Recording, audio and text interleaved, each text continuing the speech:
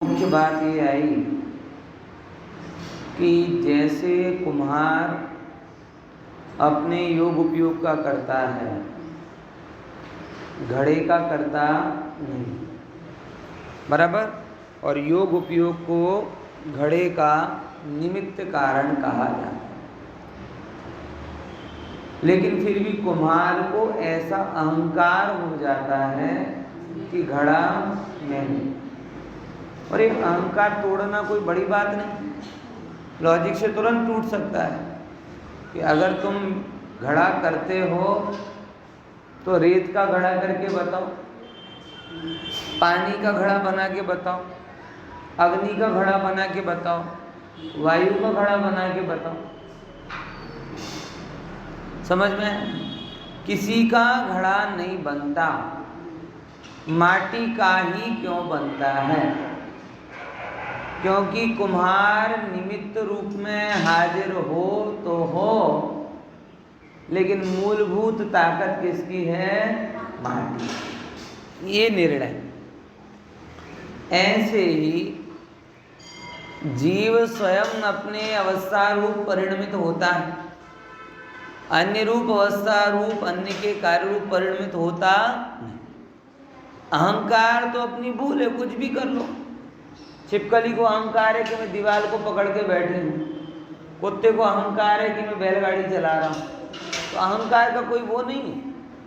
बहुत सारे लोगों को ऐसा अहंकार होता है कि देखो वैसे हम कुछ नहीं, लेकिन हम इतने लकी हैं ना कि जिस दुकान पे चले जाए ना उसकी ग्राहकी बढ़ जाती है। अच्छा ऐसा है? क्या करें, कुछ तो अपनी महत्ता देनी पड़ेगी ना, है? सीधा लाभ नहीं कर पाते तो ऐसे लाभ करा दे। ये जीव के अंदर जो कहीं से भी अपनी मान्यता महत्ता बताने का भाव कूट कूट कर बढ़ा है, वो यहाँ पे। कोई कहता है कि मैं धन से कर रहा हूँ, कोई कह रहा है कि मैं तन से कर रहा हूँ, कोई कहता है कि नहीं मैं ना धन से करता ना तन से करता, मेरा आशीर्वाद सब कुछ कर देता है। मतलब मैं कौन? आशीर्वाद का करता। मैंने आशीर्वाद पीछे खींच लिया तो तुम्हारा सब काम बिगड़ जाएगा। ये जो अहंकार से भरा होना, अहम करोति अहम करोति अहम करोति, मैं करता हूँ मैं करता हूँ मैं करता हूँ, ये जो अहंकार छलो छल भरा हुआ है, हमें इसको नियंत्रित करना है। भाई समय सार समझो, सहज हो जाओ। एक शब्द में अगर आप कर्ता कर्म अधिकार समझोगे तो सहजता आ जाएगी। बस मैं करने वाला कौन होता हूँ? स्वयं कार्य अपनी अपनी योग्यता से परिणमित होते हैं और उस समय मेरा होना होता है तो हो जाता है। सहज हो जाओ। कितनी सहजता, आप विचार करके देखो। एक गुरु रहते थे जंगल में कुटिया बनाकर, कुछ उनके भक्त गुरु विद्यालय चलाते थे, कुछ शिष्य पढ़ते थे वहाँ पर, गुरु पढ़ाते थे। तो शहर के कोई आदमी आए, गुरु को दक्षिणा में गाय देकर चले गए। विद्यार्थी खुश, शिक्षक खुश, बराबर। गुरु ने कहा कि चलो अच्छी बात है, गाय आ गई तो मैं अब दूध के लिए शहर नहीं जाना पड़ेगा। थोड़े दिन बाद शिष्य दुखी दुखी आए, बोले गुरुजी गड़बड़ हो गई। बोले क्या? बोले गाय भाग गई। बोले अच्छी बात है, अब तुम्हें घास चारा डालने नहीं जाना पड़ेगा।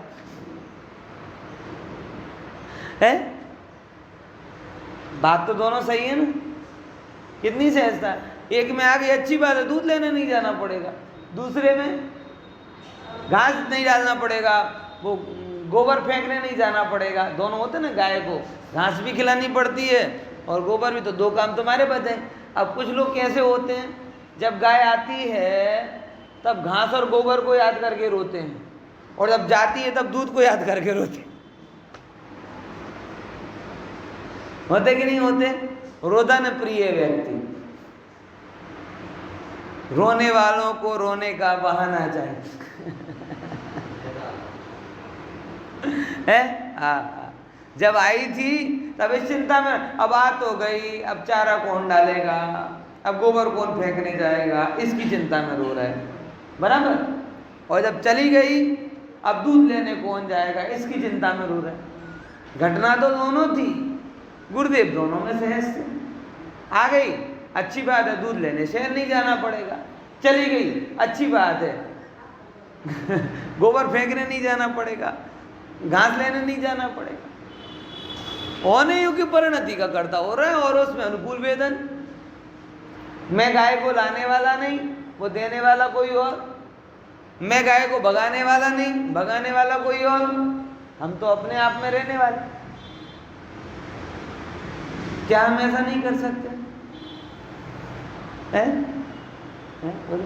प्रवचन हुआ, अच्छी बात है, लोगों को सुनने मिलेगा। नहीं हुआ, अच्छी बात है, गले को आराम मिलेगा। है? बोलो, हो सकता है कि नहीं हो सकता? तबीयत ठीक है, बढ़िया है, सारे काम ठीक ठीक चलेंगे। तबीयत खराब हुई, अच्छी बात है, आराम से थोड़ा घर में आराम करेंगे। अच्छा भोजन मिला, बढ़िया बात है। नहीं मिला, चलो संयम पड़ रहा है, अच्छी बात है। मतलब क्लेश का स्थान क्या है? व्यस्तता है, चलो अच्छी बात है, व्यस्त रहो, मस्त रहो। आराम है, चलो अच्छी बात है, स्वाध्याय कर लेते हैं। मतलब जिस समय आप जिस चीज के लिए, मतलब मैं ऐसा कहूं अगर सरल भाषा में, अगर आपके रक्त में आरबीसी है तो डब्ल्यूबीसी भी है ना। ख्याल में है कि नहीं? रेड ब्लड सेल्स हैं तो वाइट ब्लड सेल्स भी हैं ना, वो गाय थोड़ी है। देखो तो उन्हें जरा। समझ में आया?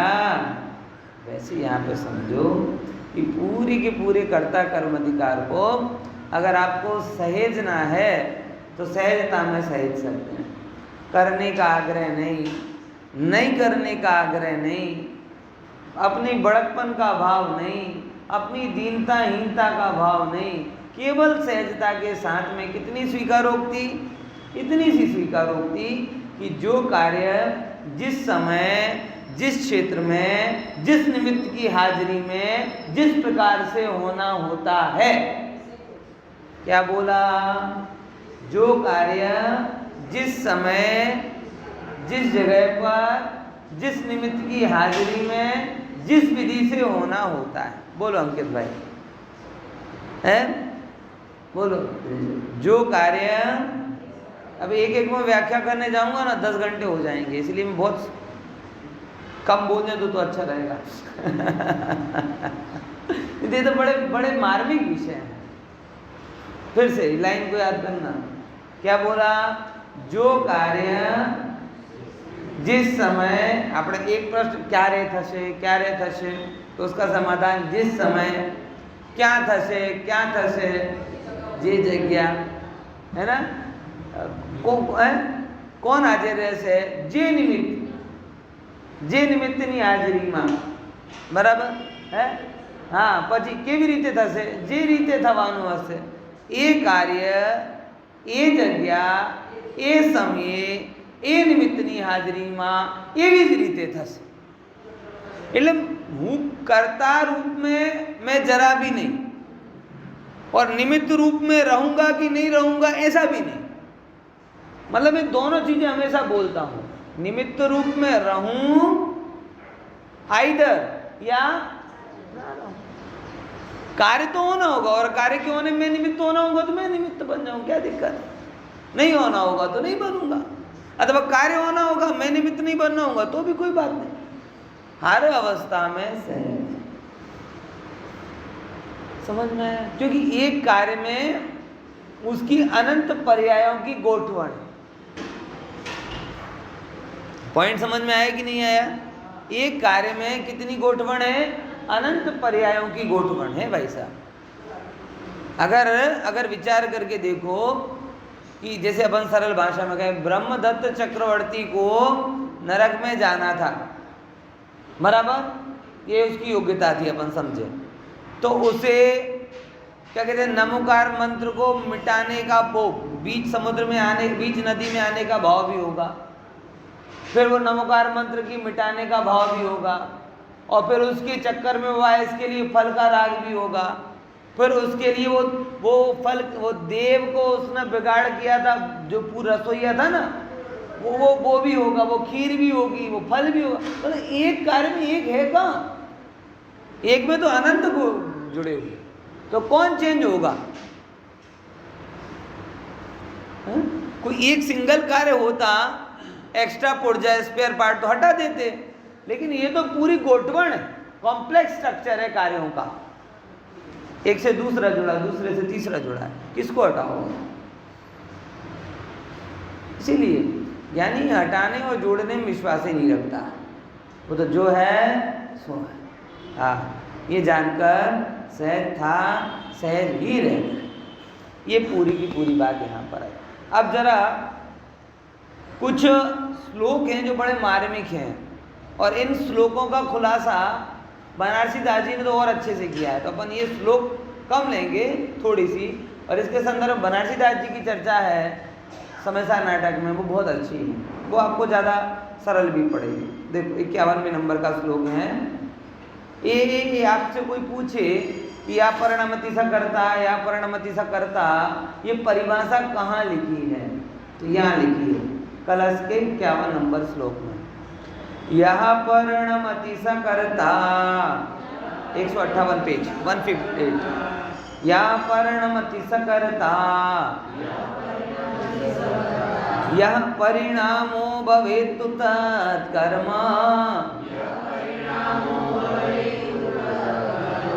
यह परिणति क्रिया सा, त्रयमपि भिन्नं न वस्तुतया। पढ़िए एक बार।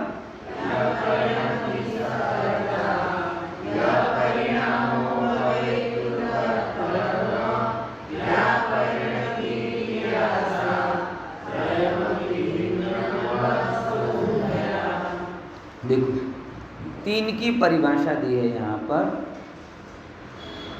सब्जेक्ट, ऑब्जेक्ट और वर्ब।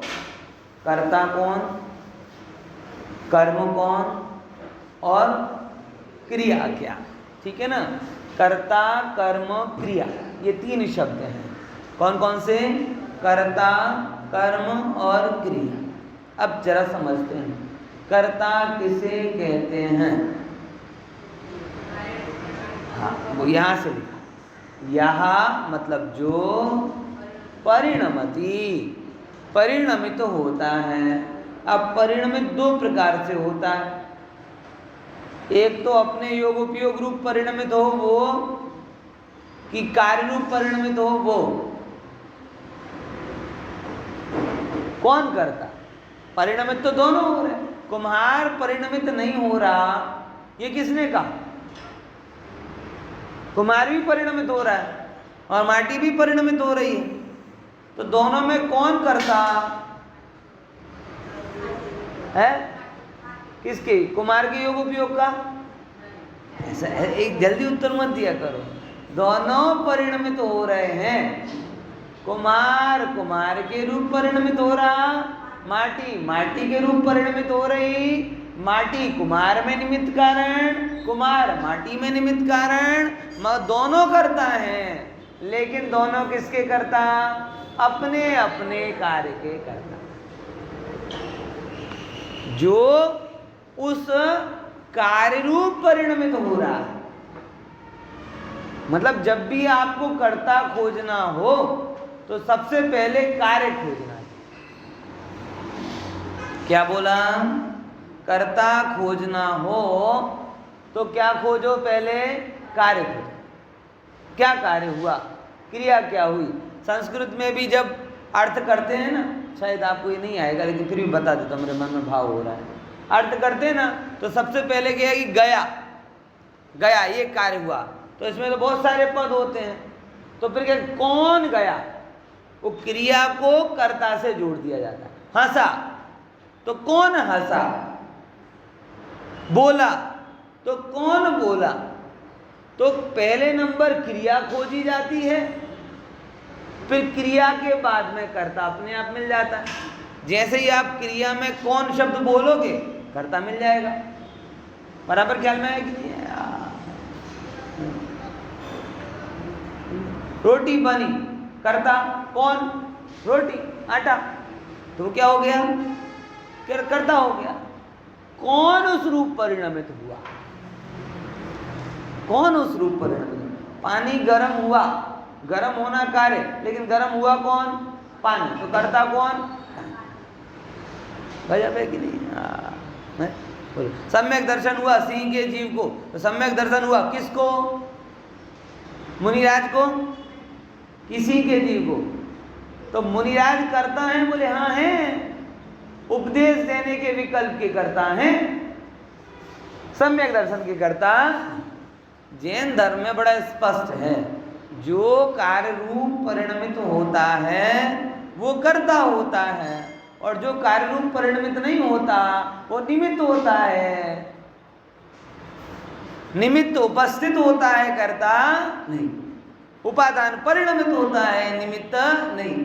जो आप निमित्त को कर्ता मान लोगे तो उपादान और निमित्त का अंतर ही खत्म हो जाएगा।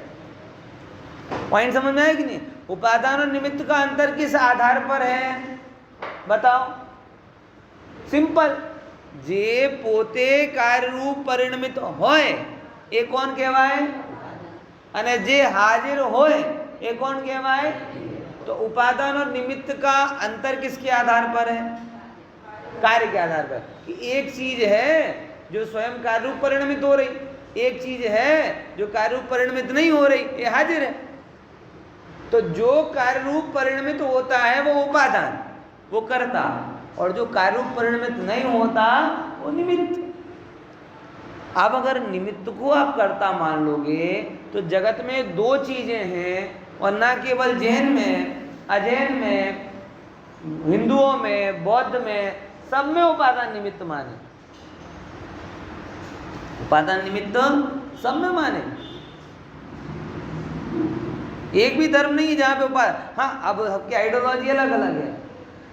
कुछ कहते निमित्त करता है उपादान का, कुछ कहता है निमित्त नहीं करता, लेकिन जैन धर्म के अनुसार उपादान और निमित्त दोनों माने गए हैं, और उपादान कार्य रूप परिणमित होता है, ऐसा स्पष्ट। निमित्त हाजिर होता है।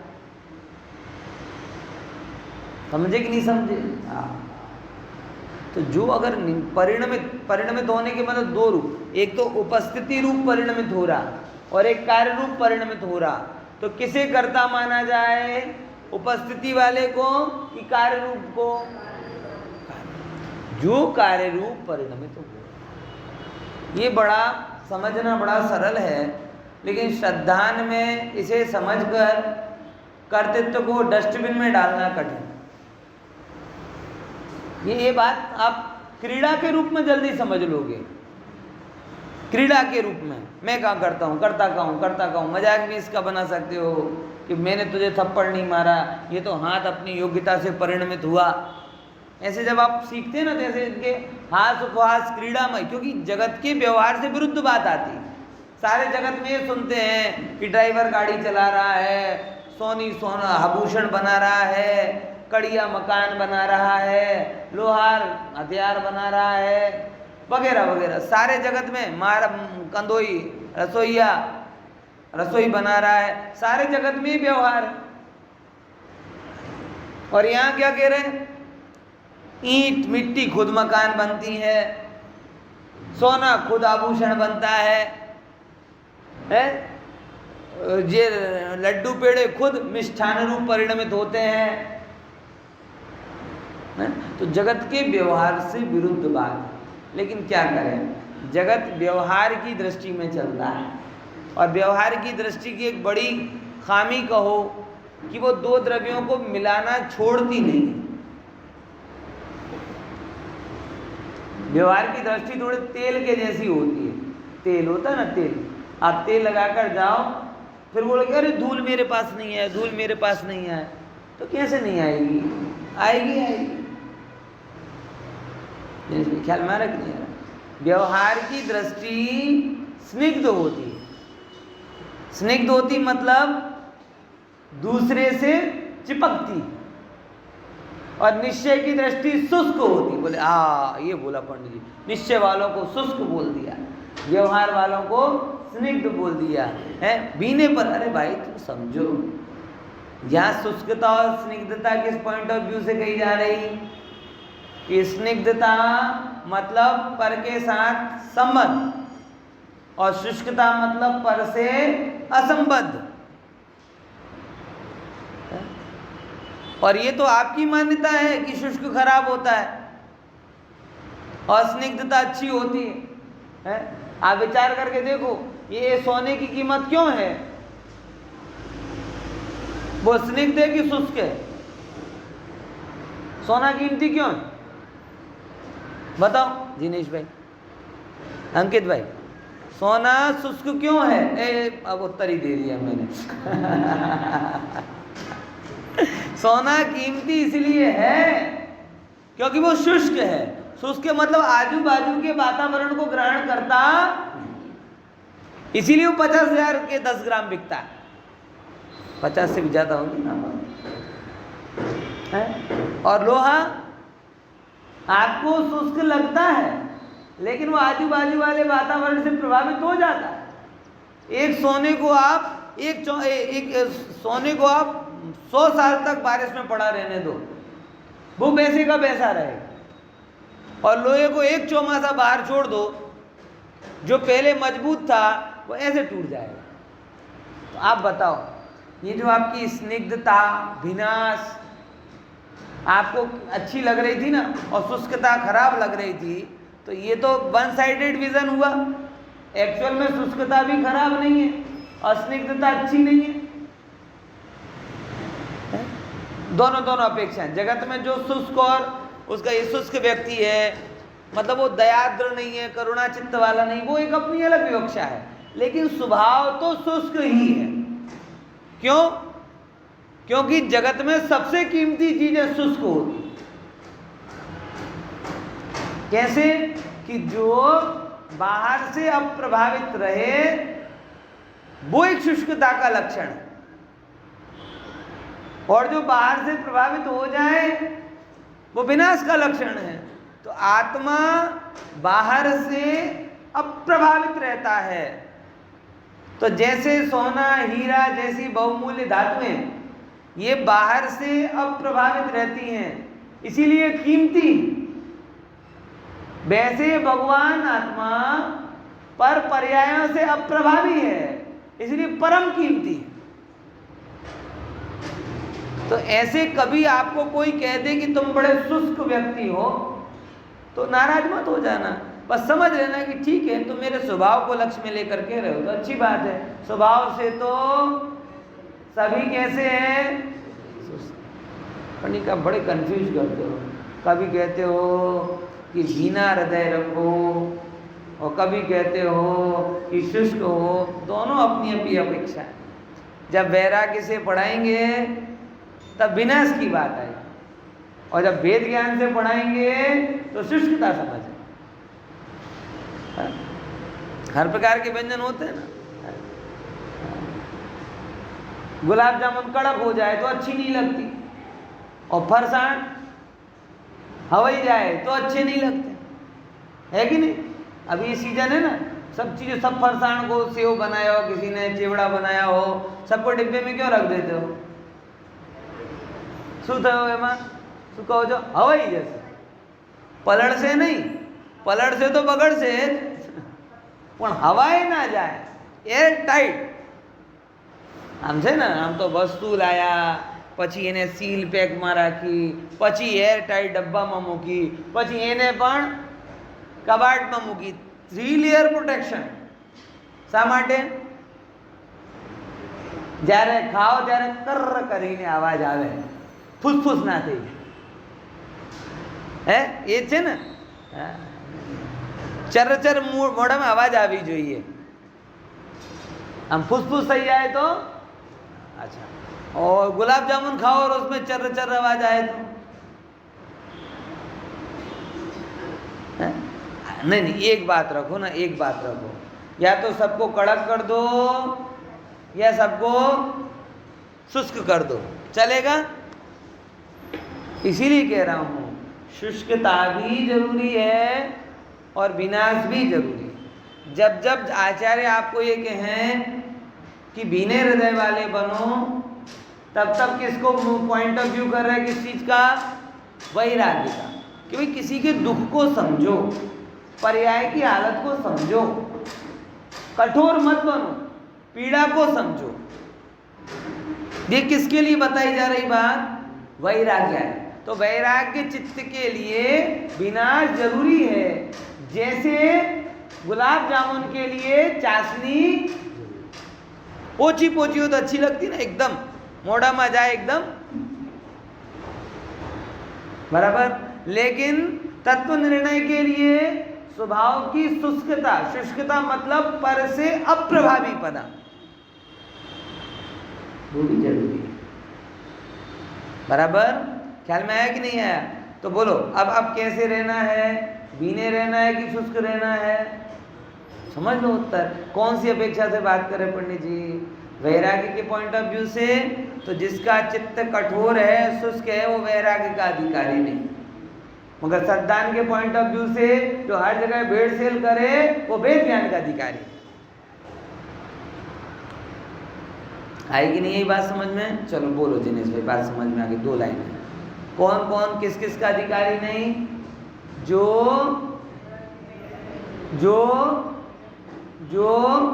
कौन वैराग्य का अधिकारी नहीं? जो दुख को ना समझे, 4 गति की अवस्थाओं को ना समझे, रागादि इनको ना समझे और शुष्क चित्त वाला हो, वो वैराग्य का अधिकारी नहीं। और वेद ज्ञान करने जाए और भेड़ सेल करे तो वो वेद ज्ञान का अधिकारी नहीं। तो वेद ज्ञान फरसान टाइप और वैराग्य किसके टाइप? मिष्टान सारे एक से नहीं होते, लेकिन कुछ तो होते हैं जो शुष्क होते हैं, ओ भीने होते हैं, उनके जैसे गुलाब जामुन के बराबर करना है। अब यहाँ पे समझो, यहाँ परिणमति सा करता, या जो परिणमित हो रहा है, जो जिस रूप परिणमित हो रहा है वही करता। ये जानकर जो कार्य रूप परिणमित हुआ है वो कर्ता निर्णय में आते ही लोक व्यवहार में जो कहा जाता है, क्या कहा जाता? लोक व्यवहार में क्या कहा जाता है कि ये इसने किया, ये सारा व्यवहार तिरोहित हो जाता है। क्योंकि व्यवहार है, जगत की दृष्टि ऐसी, जगत की दृष्टि व्यवहार वाली है। जहां से बात चालू हुई थी ना, व्यवहार कैसा रहता है? स्निग्ध होता है। और निश्चय कैसा होता है? स्निग्ध होता मतलब एक को दूसरे से कनेक्ट कर देता है, और शुष्क होता मतलब कनेक्ट। तो ये तत्व निर्णय कनेक्ट करके नहीं होगा, तत्व निर्णय इसके साथ होगा कि कौन का रूप परिणमित हो रहा है। तो उसकी परिभाषा आ गई, यहां परिणमति सा कर्ता। अब जब कर्ता का प्रश्न आया तो दूसरे नंबर की बात आई कि कर्म कौन है। देखो कर्म, ये यहाँ जो कर्म की बात कर रहे हैं, ये 3-4 प्रकार के अलग अलग कर्म हमारे दिमाग में आते हैं। एक तो 8 कर्म वाला कर्म, वो यहाँ है क्या? नहीं, बराबर। फिर वो गीता का कर्म ही हो गए, कर्म किए जा फल की इच्छा ना कर, वो भी कर्म नहीं। 2 पर्याय का एक, 2 द्रव्यों का एक कर्म को कर्म नहीं कह रहे। यहाँ कर्म मतलब कर्ता जिसको प्राप्त करता है वो कर्म। यहां परिणामों, जो परिणाम हुआ, कर्ता ने जिसको प्राप्त किया वो कर्म। हाँ नहीं, कार्य कार्य કહી શકો, બરાબર, કાર્ય કહી શકો કે જે કાર્ય થયો, જેને પરિણામને પ્રાપ્ત કર્યો। દાખલા તરીકે હા એમ સમજો कि सम्यक दर्शन थयो, तो कर्म कौन है? सम्यक। और सम्यक दर्शन को कर्म कह दिया, सम्यक दर्शन तो स्वभाव है कर्म। अरे भगवान, सम्यक दर्शन रूप परिणाम को जीव ने प्राप्त किया, इसलिए सम्यक दर्शन जीव का कर्म है। अब वो पंडित जी को इतना ही नहीं आता, सम्यक दर्शन तो स्वभाव है, वो करे कर्म है। अरे भाई कर्म मतलब 8 कर्म वाला कर्म है ही नहीं, यहाँ यह व्याकरण वाला कर्म है। किसका कर्म? ग्रामर में जिसे ऑब्जेक्ट कहा जाता है वो कर्म, यानी कर्ता जिसको प्राप्त करता है वो। बराबर समझे कि नहीं? रसगुल्ला कर्म है कि नहीं? बोले 8 कर्मों में तो नाम आया नहीं। हाँ, लेकिन फिर भी साता बेचने की वजह से मिल जाता है नहीं, ये अर्थ नहीं लेना। रसगुल्ला भी कर्म है। कौन सा कर्म है साहब? कर्ता कौन इसका? जो पनीर और चाशनी मिलकर रसगुल्ले जैसी पर्याय को प्राप्त किया, तो रसगुल्ले की पर्याय कर्म और पनीर और चाशनी कर्ता। तो मतलब 2 की 1 पर्याय हो गई ना, है 2 की 1। रसगुल्ला तो एक ही है, मैंने थोड़े दिन पहले ही आपको पढ़ाया। समान जाति पर्याय नाम की चीज होती नहीं, कथन है। खरेखर शक्कर ने अपने चाशनी रूप परिणाम को पाया और पनीर ने सघनता रूप परिणाम को पाया। दोनों अपने अपने रूप परिणमित हुए और दोनों को तुम एक साथ देख रहे हो, इसलिए उनका एक नाम कह देते। बात समझ में आई कि नहीं है यार? ख्याल में आया कि नहीं है? तो जो परिणाम, जो पर्याय, जो द्रव्य प्राप्त कर रहा है, जैसे सम्यक दर्शन की पर्याय, जैसे चाशनी में गर्माहट की पर्याय, जैसे कैरी में मिठास की पर्याय, बराबर, जैसे ईंट मिट्टी की मकान रूप पर्याय, जैसे सोने की आभूषण रूप पर्याय, जैसे लोहे की हथियार रूप पर्याय। तो जो पर्याय को जिस द्रव्य ने पाया वो पर्याय उस द्रव्य का कर्म, और वो जिसमें हो रही है वो ही उसका करता है। बोलो, सम्यक भगवान की प्रतिमा ने सम्यक दर्शन तो कराया ना, ऐसा ही है कि नहीं? भगवान की प्रतिमा दर्शन करो, सुख समृद्धि होगी, ठीक है ना? नमोकार मंत्र की माला फेरो, भक्तांबर का विधान करो, अनुकूलता होगी। भक्तांबर अनुकूलता करता है ना?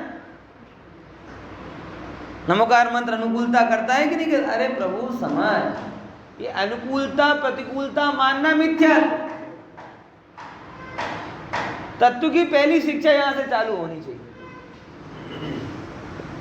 लोग ये कहते नमोकार मंत्र की माला फेरना सिखाओ, धर्म करवा सिखा दिया। नहीं, पहले ये सिखाओ कि मैं आत्मा हूं, पर से भिन्न हूं और जगत में कोई पदार्थ अनुकूल और प्रतिकूल नहीं है। पहले नंबर ये शिक्षा सिखाओ। हम लोगों को जोर किस पे चला जाता है?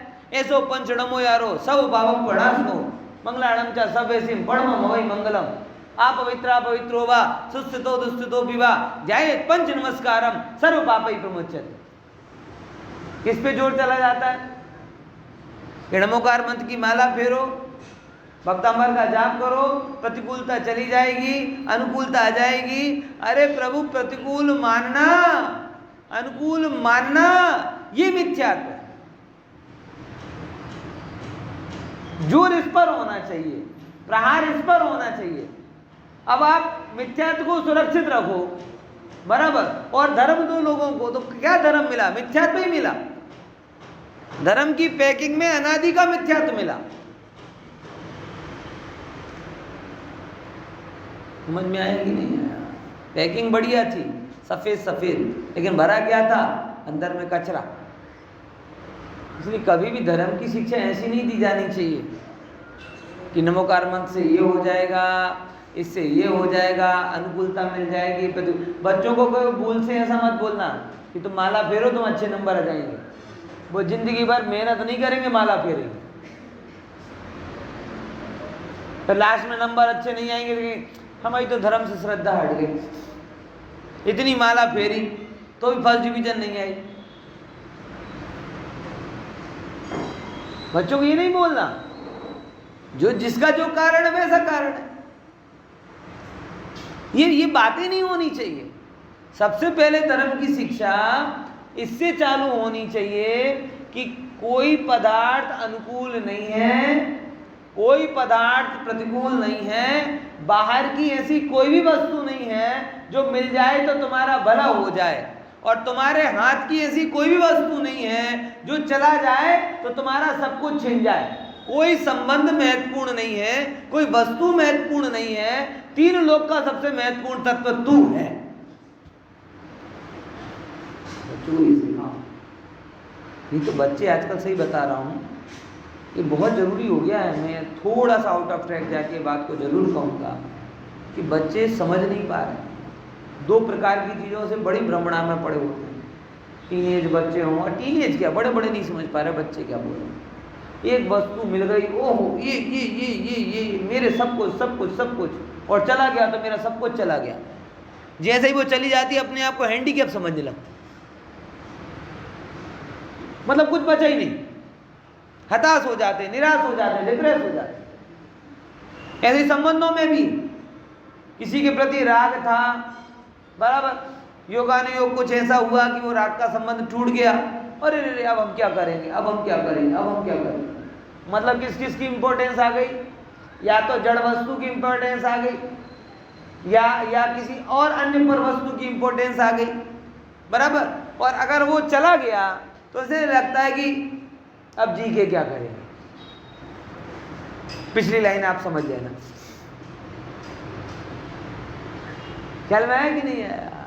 तो ये लाइन को जरा समझो कि बच्चों की शिक्षा अगर हो तो इससे ये अनुकूल हो जाएगा, इससे ये अनुकूल हो जाएगा। इस फॉर्मेशन में नहीं करना कि तुम धर्म करो तुम्हारे घर में पैसा आ जाएगा, तुम माला फेरो तुम्हारे नंबर अच्छे हो जाएंगे, तुम विधान करो तुम्हारी बढ़िया जगह शादी हो जाएगी। ये मिथ्यात्व है। सब जगह धर्म के नाम पर यही मिथ्यात्व पढ़ाया जा रहा है। अलग अलग एजेंसी ले लेकर बैठ गए, और जो धूर्त है ना, धूर्त, जिन्हें जैन धर्म समझाने में रस ही नहीं है, वो ऐसी दुकान ले लेकर बैठ जाते। जैन धर्म वस्तु व्यवस्था, वस्तु स्वातंत्र का धर्म, ओह, आत्मा की अनंत महिमा बताने वाला धर्म, उसमें इस कारण से ये मिल जाएगा। ये बात कहना आत्मा का अपमान और जड़ता का सम्मान, और जिसने जड़ता का सम्मान किया वो जैन रहा ही कहां। गहरी बात बोल रहा हूं, मुझे पता है ये परिभाषा में 99.99% निकल जाएंगे, लेकिन कोई चिंता नहीं है, क्योंकि सच्चा जैन कोई बस्ती गड़तरी के फॉर्म से नहीं होता, आपकी अटक से नहीं होता। सच्चा जैन तो पुरुषार्थ से होता है। ये हम जैन समाज की बात नहीं कर रहे, हम ये जैन धर्म की बात कर रहे हैं। जैन पुरुषार्थी होता है, वारसा में नहीं मिलता जैन धर्म। वारसा में तो ये क्या कहते हैं, एमपी पद नहीं मिलता, एमएलए पद नहीं मिलता, पार्षद नहीं बनता व्यक्ति वारसे में। तो ये तीन लोग की बहुतारणी विद्या वो बिना उसकी मिल जाएगी। तो कभी भी अपनी शिक्षा, अपनी दृष्टि और धर्म की समझ इस बात से नहीं करना कि इसकी महिमा है और धर्म का ये काम koroge तो तुम्हें ये मिल जाएगा। नहीं, तुमने अगर धर्म के लिए उसका प्रयोग किया तो धर्म तो खत्म।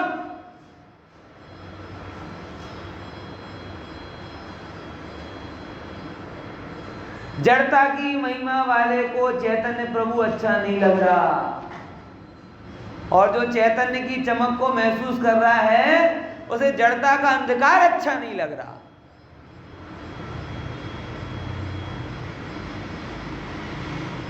समझ में आया? ख्याल में आ रहा कि नहीं आ रहा भैया? इसीलिए सबसे पहले नंबर सीखो, सिखाओ, समझो, समझाओ, बोलो, बताओ। कौन सी बात बताना? अरे भूल ही गए, मुझे लगा आज तो पक्का बताओगे, मूड में हो। हाँ, क्या बोलोगे, क्या समझोगे? सबसे पहले सीखो, सिखाओ, बोलो, बताओ, समझो, समझाओ। कौन सी बात? जगत में कोई भी वस्तु अच्छी बुरी, और अच्छी बुरी है ही नहीं, तो आ गई तो क्या हुआ और चली गई तो बड़े आसानी से तो कह रहे हो। अभी 2-2 हजार रुपए का नोट निकाल के रख के जाओ।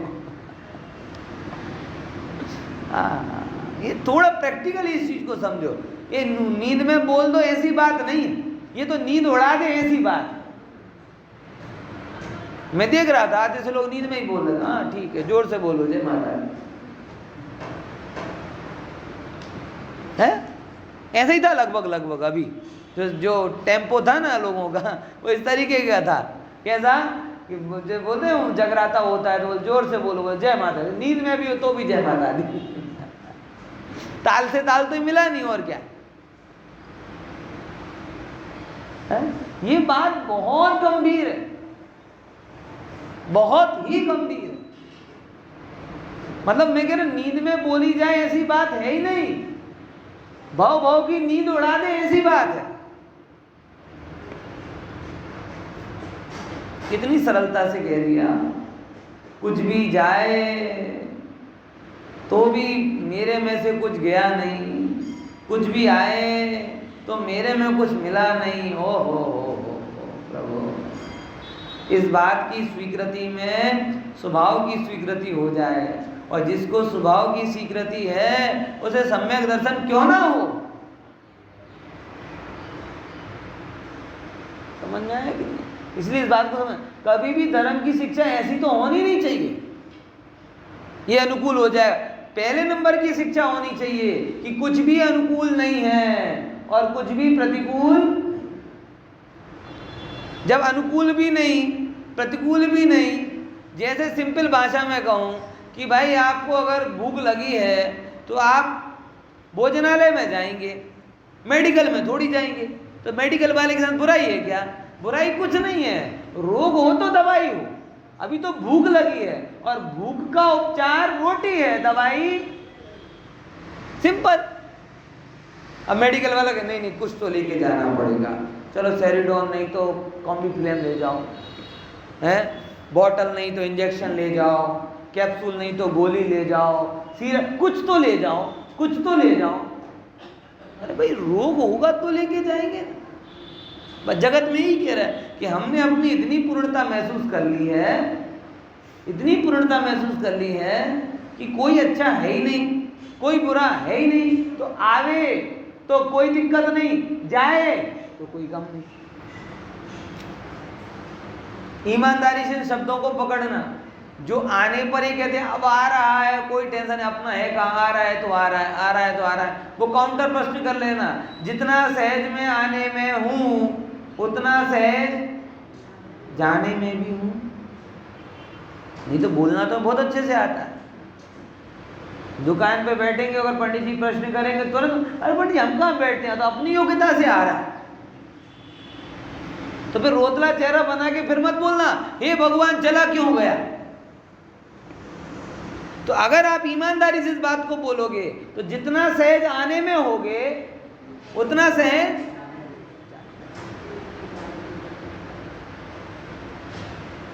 होगा। इसीलिए मैंने कहा आपको अगर धर्म का पहला पार्ट बोलो, बुलाओ, समझो, समझाओ, सीखो, सिखाओ, क्या सिखाना है कि जगत में कोई इष्टनिष्ट नहीं, ना तो जड़ पदार्थ, ना कोई चेतन पदार्थ, और ना कोई चेतन के संबंध में होने वाली प्रीति। ये प्रीति भी कोई इष्टनिष्ट नहीं है। राग का उदय था, संयोग जन्य भाव था, हुआ तो हुआ, चला गया तो चला गया। ये शिक्षा दे दो बच्चों को, नहीं तो भविष्य में जिंदगी भर संघर्ष में रहेंगे। और आप भी समझ लो, क्योंकि मैं तो अभी भी जो देख रहा हूं ना, मुझे कब कोई रोटी का संघर्ष तो दिखता ही नहीं है। कहीं दिखता है क्या भाई अंकित भाई? कहीं रोटी कपड़ा मकान का संघर्ष है क्या? तो भी जीव निरंतर फाइट कर रहा है। किससे कर रहा है? किसी को कोई तकलीफ नहीं, सच बता रहा हूं। आराम से भोजन की व्यवस्था है, रहने की व्यवस्था है, जीवन निर्वाह की व्यवस्था है, बराबर। रोग उपचार के लिए मेडिक्लेम है, बच्चे पढ़ लिख गए हैं, सेट हो गए हैं, सब कुछ। क्या दिक्कत क्या है? लेकिन तो भी जड़ की महिमा, चेतन की महिमा और जड़ और चेतन के द्वारा होने वाले अपने अंदर में मनोभाव, उनकी महिमा। और जब इनकी महिमा होती है तो धन की महिमा आ जाती, जिनकी महिमा चली जाती। होता कि नहीं होता? धन की महिमा, क्योंकि ये सब कैसे मिल रहा है आपको? अच्छे अच्छे पुद्गल कैसे मिलेंगे? धन से। तो पुद्गल अच्छा लग रहा है तो धन अच्छा लगेगा। और रत्नत्रय कैसे मिलेगा? जिन से। तो तुम्हें धन अच्छा लग रहा है तो पुद्गल अच्छा लग रहा है, और रत्नत्रय अच्छे लग रहे हैं तो जिन अच्छे लग रहे हैं। और जिनको जो अच्छा लग रहा उनको वो मिल रहा। क्या बोला?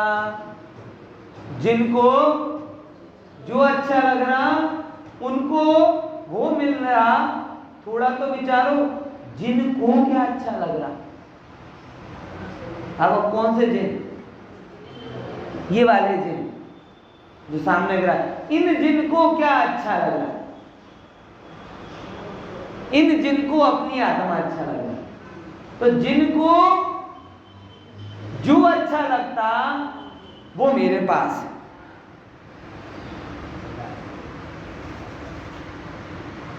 पास है कि मैं ही हूं?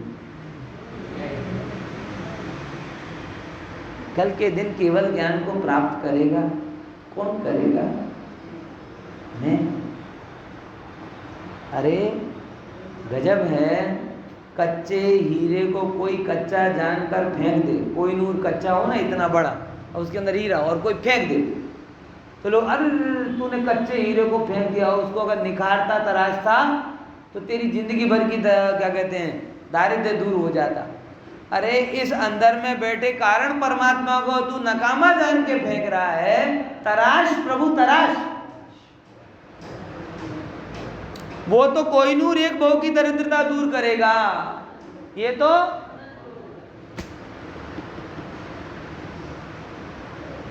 जिनको जो अच्छा लग रहा उनको वो मिल रहा। लेकिन जिनको जो अच्छा लग रहा है, जिनको जो अच्छा लग रहा है वो मैं। इसीलिए जगत में महिमाशाली तत्व कौन? मैं। मतलब ये हाड़ मांस के पिंजड़े में तो कोई दम ही नहीं, राख है राख, इसमें कोई दम नहीं है। दम तो इसके अंदर बैठे चैतन्य प्रभु में है। इसीलिए आप जो मैंने बोला बहुत गहराई से समझो, पहले समझो फिर समझाओ, हैं? पहले बोलो बुलाओ, कहो सुनो, सब ये बात कौन सी? कि जगत में सबसे महिमाशाली तत्व। इसलिए जड़ की महिमा ही नहीं। और जब जड़ की महिमा नहीं है तो धर्म किसके लिए? जड़ के लिए। और जो जड़ के लिए धर्म बोले वो धर्म कहाँ बोल रहा है? वो तो जड़ ही बोल रहा है, मोह ही बोल रहा है। ये आज की सबसे बड़ी भूल है कि धर्म जो जड़ता का आकर्षण छुड़ाने वाला था, मोहियों ने उसे जड़ता का साधन बना दिया। क्या बोला? अब इसमें दोनों जड़ता ले लेना, जड़ वस्तु और जड़ बुद्धि।